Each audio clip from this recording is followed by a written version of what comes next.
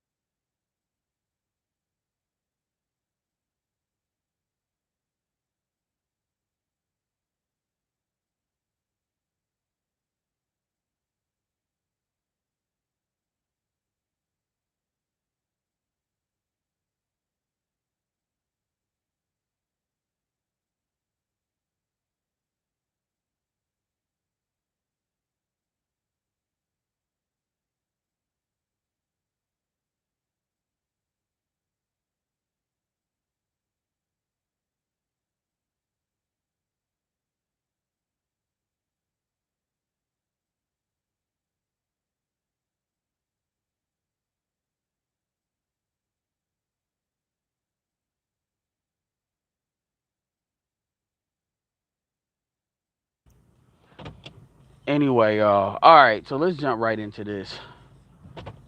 Let's jump right into this. Let's get on it. Let y'all come in here. This is gonna probably abruptly end because I'm kind of waiting for somebody. So whatever. So here's the deal, y'all. Yeah, there's no sound because I muted it. All right, so let's jump right into this. Like I said, this is just a vlog. I may delete this as soon as I post it. I don't know. But this is what I want to let y'all know. So first of all, I did a stream with Obsidian. Shout out to Obsidian. I'm gonna be doing another thing on the Prophet of Thought, which is gonna be really interesting. Really interesting to say the least.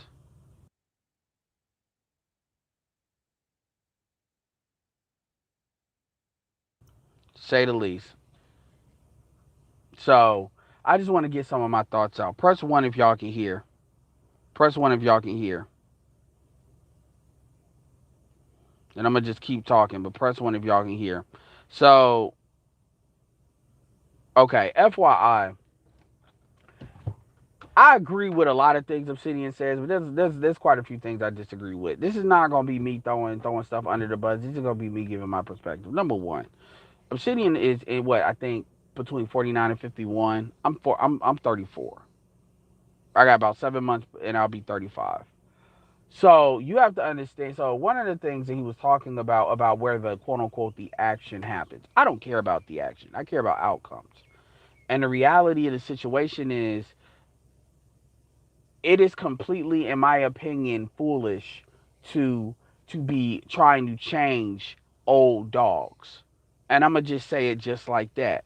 You can't teach an old dog new tricks. So what the fuck? And I'm talking about men that are that age. What is the point of teaching women that not only are they grown, that for the most part they've already imprinted their philosophy or their bullshit onto the next generation as far as their kids already, right? So what is the point of trying after they've already basically laid their litter and poisoned their version of the next generation, of changing them? There is absolutely no point in doing that. That is a pointless task. That is only an ego standpoint. And one thing that BGS talked about in regard to Jason Black, but I'm starting to see it in quite a couple of other YouTubers too, is this megalomania complex that people start to develop when it comes to social media. Derek Jackson is very obvious. Jason Black is obvious, but it's the type of thing that I think we all need to pay attention to, because you get a kind of a bigger. I gotta say, I think Kevin's done a good job dealing with something like that, given how big he's blown up and how his trajectory is blown. Shout out to him, over 600K. and he's at like 603 now, and now he just hit 600K last night. So Kevin probably may catch Derek Jackson by the summer, and it's like well, like, and there'll be still summer left. And shout out to the city, and he's at 15. So this environment right now we're in, actually, I think is a good conducive to him growing, and I hope Obsidian gets 50,000 subscribers. Like I do. I think Obsidian definitely has a play. I don't agree with a lot of stuff he says, but he has an angle. It's like slight things. But he has an angle that I think is a good angle to come at these chicks at in conjunction with other stuff. I think the angle of it makes it harder for them to make the cases that they make. And if the price to that is having some things I disagree with how he goes about the dudes, I'm willing to pay that price. Because that's the opposite side of the coin for like what roommates and them do. So I definitely think you should support his book. I think you should support him. Get on his Patreon. If you don't want to spend $35 on a book, at least get on his Patreon. But support the book. But what I would say is, but it's hold on.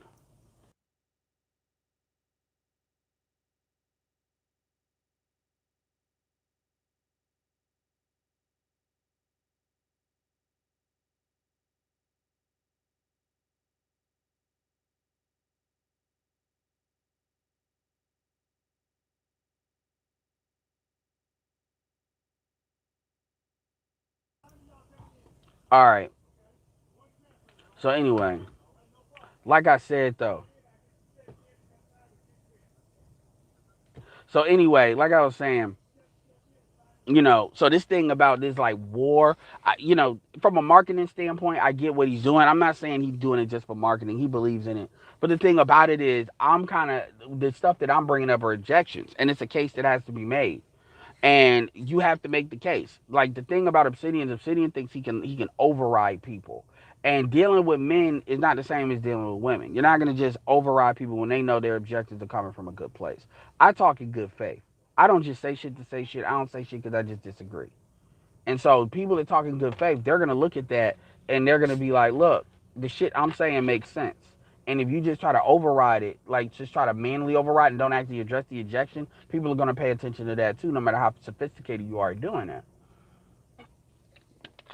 So I'm 34 years old. I have no fuck like women that are. Let's say you're dealing with women like take an Avery Woodley, for example. Take even an April Mason, for example. What, she's 44. That's my like I can go older for sexual access. That's another thing people don't think about. When you're in your mid 30s and you get yourself to a certain level where it's physically, um um money wise, we'll throw in the mouthpiece. But for the most part, the mouthpiece doesn't work as look. Think about it. If you're dealing with older women, the mouthpiece is not going to work as well because they know what they want. They want either looks or they want money, and really they're in a position where they'll deal with looks. They're not really looking for somebody that can sweet talk them. That stuff I'm not going to say they don't want it. They definitely want that added on top. A dude with the mouthpiece definitely is preferred with conjunction of money and conjunction of sexual currency. But they are definitely not going to just trade on just mouthpiece alone. That's something that's an add-on. Now, when you're younger women will get off on that because they don't know what they want. They're more like free bird spirits and shit. But even then, that has to come with looks. This idea that it's a whole bunch of ugly niggas. I'm talking about a whole bunch. There's exceptions to every rule, but a whole bunch of ugly niggas pulling bitches just off mouthpiece alone, like a nigga, Biggie pulling bitches just off mouthpiece. No, Biggie has status, and that's another element too. Is social clout. If you got social status, then that actually is another thing that even if you don't have the economics to back it up or the economics to match the social status, that's some shit that can help you out too. So these are things that I'm thinking of. But my point is going back to this idea of overturning the changing of the guard, like kind of like when things went from light skin to dark skin. That shit was happening because of media. That wasn't. Think about it. Everybody always refers to the scene in New Jack City as to how black women just started seeing light skin some type of way. Here's the truth. The truth is, yes, you got a lot of black women that they love dark skinned men, but the truth is light skinned men never truly went out of style. And this idea, and a lot of people like to create that narrative because light skinned dudes are another dude, another like sector. If you want to talk about features, we don't see light skinned dudes asserting themselves like I'm light skinned, you should want me. And that's another reason why I kind of barked against that because I'm not big on having these wars with especially internally for bitches. I'm just not. Nelly even what did Nelly say? Nelly even said, I don't fight for no chick. And that's kind of the mentality a lot of these dudes have. And if you look at the dudes that they really, really lean on women's sexual validation, like mentally and physically, a lot of them dudes be the most caught up because it's not about just having sex. And this is not just true for black women. This is true for dudes that chase non-black women too. It's more easier for the black community to make them people look bad. But it's the same thing. You don't get better brownie points because if you're putting your own on a pedestal, that's to me that's almost just as bad because you're still simping. You're still putting women on a pedestal. It's just seen worse in the black community because of sexual politics in the black community. So I talk about sexual politics all the time, and I'm surprised I didn't mention that on his platform. But I'm not interested in sexual politicking, and that's essentially what Obsidian's talking about. Obsidian is talking about going to war with people that, quite frankly, Darwinism, social and economic Darwinism, and the law of nature is going to handle. And then the reason why people aren't doing that is because, well, people are cowards. It has nothing to do with being cowards. People don't go to war without looking for spoils. And this idea that people would sit here and go to war just on some ego shit. Oh, like of course, black women would love that idea, and that's another reason why Chrissy brought it up. Because Chrissy would love the idea of this that is that not see, this is the thing that really tripped me out. And I was really trying to not go like really I didn't want to make it a debate. But you got to be very careful using your adversary's talking points, knowing the place they come from. Like you're using Chrissy's talking points as like some ninjutsu move, but you got to be careful about that because you got to be very skilled at doing that. And if your argument isn't rock solid, that could kind of blow up. So like you're using Chrissy's talking point of, and I'm kind of like randomly doing stream of consciousness right now. Chrissy's talking point of, well, the reason why light skin or not light skin, but like classic black men are not preferred is because that's not what's reflected in the media. Well, first of all, the fact that you look to media to the extent that black women do to tell them what they should do with their life, that's a low IQ argument in my opinion. And also when you juxtapose that against how other women don't do that to the same extent, and how other women tend to not have the same outcomes to the same extent, because everybody of every race can fall into these traps. It's just a matter of what are certain groups more known for and what do they culturally put up, right? Says a lot. And my thing is, she would love the idea of classic black men spending money on them while they take that and they do what that bitch did on that little bitch did on because that's what she is on fucking Kevin Samuel's show, the one that he just did the upload. Y'all check it out. Where she's taking her father's money. This chick grew up in Jack and Jill, taking her father's money and spending it on know nothing street dudes. And that know nothing is by her definition for what? And she don't even know. That's literally the sweet spot they would love to occupy.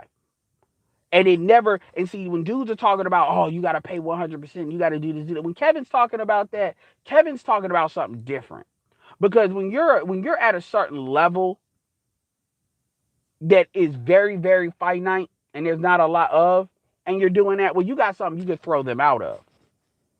You can't, when you're like, you being like at the, let's say you make like 120,000 and less. You're not lifestyle change. You're not changing these women's lifestyle. 100 taking care of bills 100% does not work if a woman believes she can do it on her own. If she believes that the lifestyle you're providing at the end of the day she can provide it on her own, black women tend to not respect that as much as other groups of women would, because black women are thinking in the short term, and most black women's default position is, how do I maintain control? So they don't think about what their benefits they're getting, or they don't appreciate it. This is why black women, even when they get stepfathers, they're still on that how can I control shit. They never turn that off. And there's a lot of white women that's like this, but there's degrees to it, and that's what gets lost. But going back to the Chrissy point, because I want that to hammer home in case this video's got to get cut off. Chrissy wants you. Chrissy operates under a dual mating strategy. Shoot, you let these women tell you these women would love to jump back and forth between white men and black men. They are playing for keeps.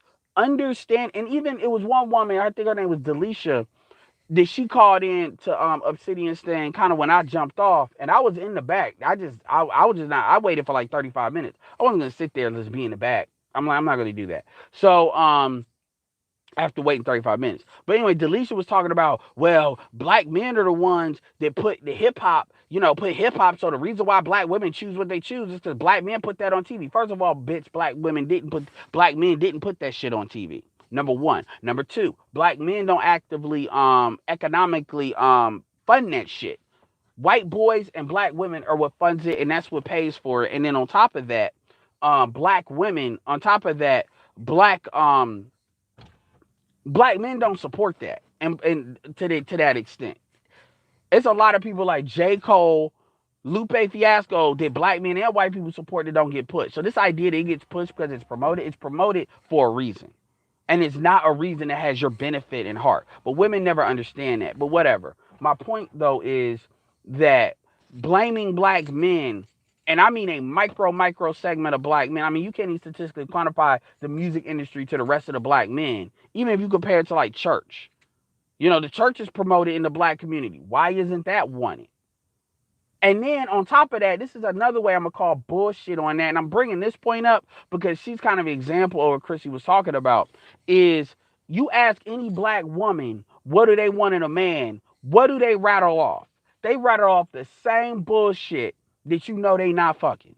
I want a good man that's God-fearing. I mean, like whether you're dealing with look, shout out to Tommy Lee. At least she's honest. And she one of the few that'll actually answer the damn question.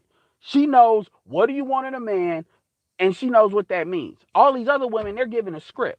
So if they can all rattle off a script, West Coast, East Coast, North and South, that's telling you they know it's in their mind what a good man is. That tells you they know what a good man is.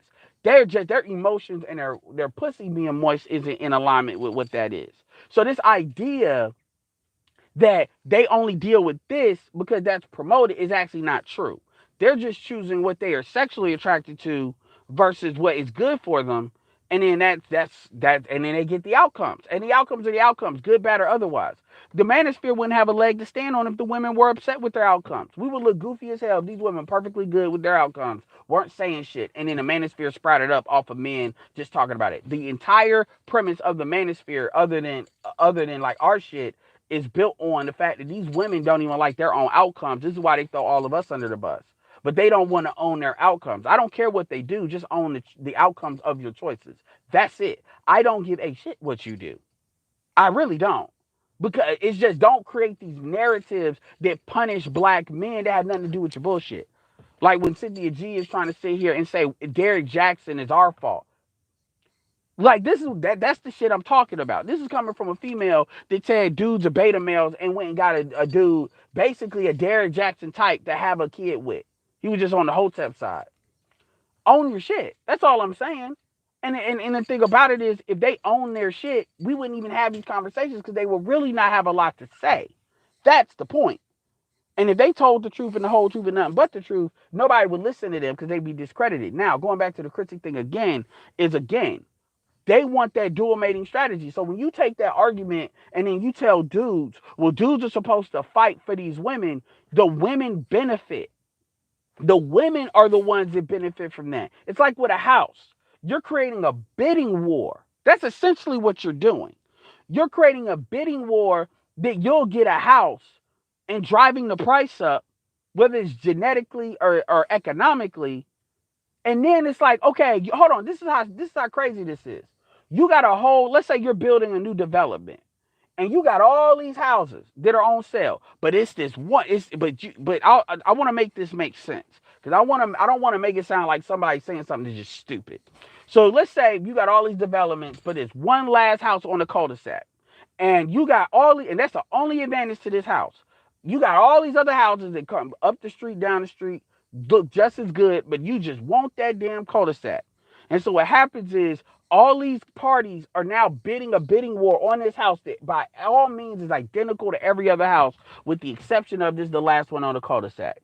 So the only prize you get is paying for a cul-de-sac. Was it really that serious? And I'm trying to make that make sense. Technically, you see what I'm saying? So I say that because you have all these other women, intercultural, interracial, and then Obsidian says something O'Shea likes to say, well, black men at the end of the day want to be in their tribe. Well, you know what? That's their choice. If you want to fuck a fat bitch and you want to take less, because see, Obsidian didn't make that choice. Now, remember that. Obsidian wants to be in his tribe too, but when Obsidian was presented with that choice, he said, I'd rather be a bachelor and die alone. That's what he said. And as Kevin Samuels said, black men die alone all the time. Now, obviously, he's a bachelor, so he's still dealing with women, but he said, if that's the price of what it needs to be to make me a commitment and take me off the market, I'd rather do the single life. And I don't blame him. And he's at his age, so he's owning that choice. So what you're essentially doing is you're essentially asking men to do what you didn't do. Well, I'm not asking that. Yes, you are. Because you're asking men to basically bid for women that are already overweight. Think about it. The dudes that dominate the society as far as sexually, they're all the bitches they're fucking are not all attractive. I mean, look at who Derek Jackson fuck. Look, that chick is cute. That chick got sagging titties, the second one. The other one, okay, she probably got a fat ass. Derek Jackson is not fucking dime pieces. Like that other chick, I wouldn't even qualify. The first chick, I wouldn't even qualify. She barely be an 8. And quite frankly, in my opinion, in order to be qualified as an 8, you have to be considered universally attractive by all races. Otherwise, you're just a 7. So I would even qualify her as a 7, and I wouldn't even say like a 7 going on 8. Because again, them sagging titties, no. No. So she just gets the 7 because quote unquote she's exotic. And then talk about she got a kid, which also drives her value down. Derek was fucking with that because that was a hit that Derek always wanted. I know we all have them chicks that if you had an opportunity to at least fuck, you would. Then you got the other chick that was, she had a body, okay, but look, man, you could have a great body and you can't go no higher. In my opinion, you can't go no higher than if you can't. To be a 7, you got to have a face. You can't go like your body gets you to a 6. Now you may be a strong 6, a really really strong 6, maybe a plus 6 because you got that great of a body. But if your face ain't matching, the 6 is forever what you gonna be. This is my opinion. At 8, you got to be universally attractive, meaning you got to be able to get white men, not black men, in my opinion, to be 8. I'm not saying you got to be, every man got to want you, but you got to be a different, and I'm not talking about bottom shelf brads either, because that don't count.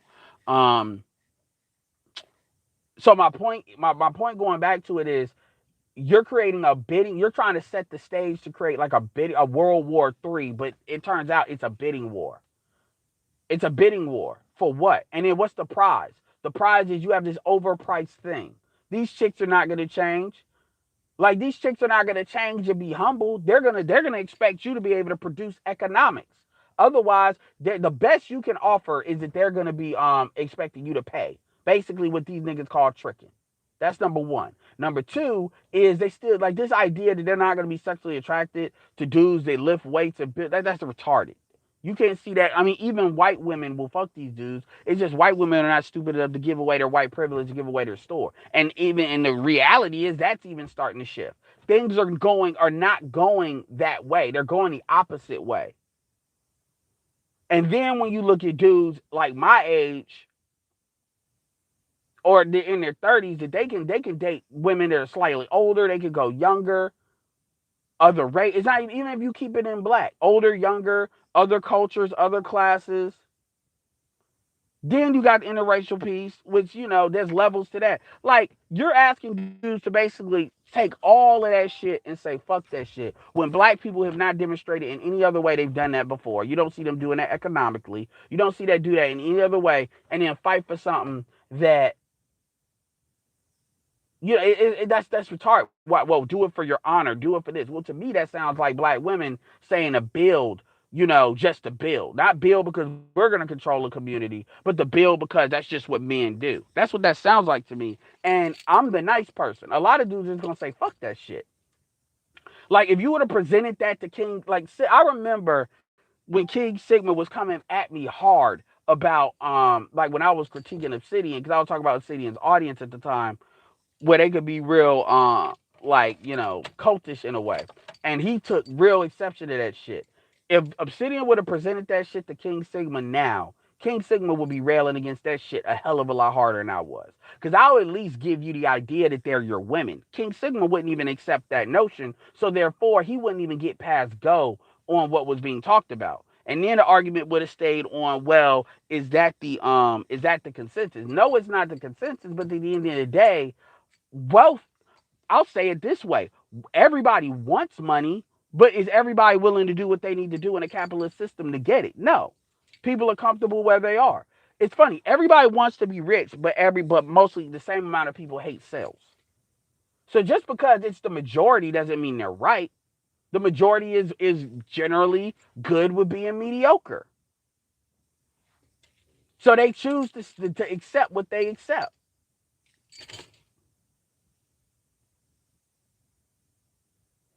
And that's just one key point. There's a couple of others. And like I said, I'm the type of person where I can focus on what we agree on because there's a bigger picture there. But no, this kind of what I call the war of the roses of overturning the fuck boys. No, man, I want these dudes to get all. I'm the type of person where it's like, if you're an alcoholic, I want to give you all the alcohol you can. I want to give you so much alcohol it destroys you. Kind of like this almost destroyed Derrick Jackson. I want these niggas to get as much pussy as they can, because when dudes like that start crying, it's called gluttony. When dudes start crying about child support, all these kids that they're locked down, and that these women that are turning on them, that's a choice they made. And it's not me hating. Most of these dudes are not winding up like Allen Roger Curry, where they at the end of the day can retire from the game. The game breaks them. And this is not me hating. That's the law of outcomes. That's the law of balance. That's the law of nature. And so I'm more focused on my outcomes than I'm more worrying about what somebody else chooses, because that's a poverty mentality. There's way too many women out here. There's way too many black women out here of different cultures, even Ado's black women that got some sense. I choose to focus on the 20%. I don't choose to focus on the 80%. That's what I choose to do. And yeah, we all come here because at the end of the day, we want our story told. We're tired of black women throwing everybody under the bus because what a couple of niggas that they choose to do. That's the biggest reason why I'm here. Other than telling you about self improvement, I'm not here to change a woman's decision. I'm here for her to own it. And that's kind of one of the biggest differences between me and Obsidian. I don't care what they choose. And me being the reason I even bring up my height is because my height, I tell you that to let you know, I had to learn early on and to accept that and understand it. Now that doesn't mean I had to accept less. It just means I have to understand that certain women are not qualified. I got to be able to qualify women out and accept their choice for what it is. See, when I hear Obsidian, I hear him not able to accept that choice. And it's unfortunate because Obsidian would be a prime example of a dude that could move around this country or move around globally and be able to get those experiences. And then when you understand that he's in Philly and there's a unique type of black woman there, even though I got women from Philly that are I'm cool with. That shit is black people are like hyper. A lot of these issues are like hyper. It's very hyper. It's a lot more focused than what it is generally because black people in Philly are a unique bunch. They really are. Appreciate that, Justin March. Get them likes up, y'all. So that's the first thing I want to talk about. The second, that because I don't want to go into a lot of different shit. I want to stay focused on a key point there. And I'll see if I bring up the Chrissy art, like where he said that. But yeah, Chrissy wants a dual mating strategy, and that fucking promotional shit is a means to do that. Rule number one: these women are never talking in good faith. So once you start buying what they're saying in good faith, even if you want to flip their argument, and look, I know how to flip arguments too, but you start taking it to applying that to brothers, saying, well, brothers have responsibility and not promotion. I'm not saying that there is nothing to that. I'm not gonna say that, but at the same time, at the end of the day, it's not. It's not black men's responsibility. Black men are designed to present the best thing they can present. And then they take the highest bidders. Not no, well, we're gonna fight for the hood. No. It's better that you create your own shit. And SYSBM is way too prevalent in the manosphere. And quite frankly, if black men know what it is, SYSBM will defeat that argument. Because it's not even about it's way too much work. It's not worth it. The juice is not worth the squeeze. It's not worth, like, I'm not about to go over here and try to 100% pay for no bitch that don't want to be here. I'm not about to sit here and 100% try to convince the bitch that don't. That's my rule number one in my book of game is fuck with who fucks with you, and choose the best option of who fucks with you, and use self-improvement to enhance who fucks with you. That's it. Not no, we need to go over the river and through the fucking woods to convince a bitch that's already been poisoned. Because you're not going to fix that. You're not going to make them change. They're not going to change until they have nothing left to offer you. And at that point, if you accept that, well, you're essentially accepting the very dual mating strategy that we all rail against. That's just you convincing yourself of it. And I'm talking about anybody that would kind of buy into that philosophy. But anyway, that's the first part.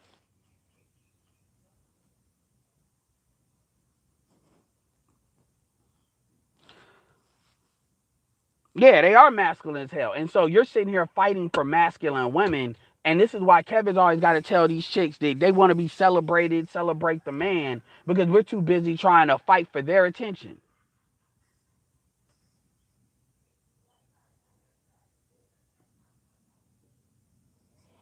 So the second thing I might talk about, and I'm gonna talk about it later, but I gotta go, is the BGS thing. BGS did a video, shout out to BGS, where he was talking about the Donovan Sharp situation and like how he thinks that they really want to go after Kevin, and they didn't like how he checked those women. First of all, Kevin was very respectful of those white women. Second of all, to the white boys. Second of all, I love it because if that theory is true, then that proves what I'm talking about. What I tell Zero all the time is that at the end of the day, these white dudes are the reason feminism exists to the extent that it exists in America. And for them white boys, some of them are married, Rollo Tomasi and them, to be mad because a black man had to check yo bitch because you couldn't do it. As far as I'm concerned, these dudes are really like playing red pill. They're not really red pill like that. Any white male that cannot rise past his own sexual competitiveness and understand we're all Americans at the end of the day, living under this American country, and then understand the advantages that I don't give a fuck about them and their white privilege, but they know they didn't have it better than what the fuck we didn't had it. So my point is, they can't rise up above that to deal with this shit. Well, you a blue pill motherfucker. You just playing red pill, and I'll respect you just as such. So anyway, man, I'm gonna end this video. But we probably gonna do a show later on today. So with that being said, this is Edward signing off. Peace.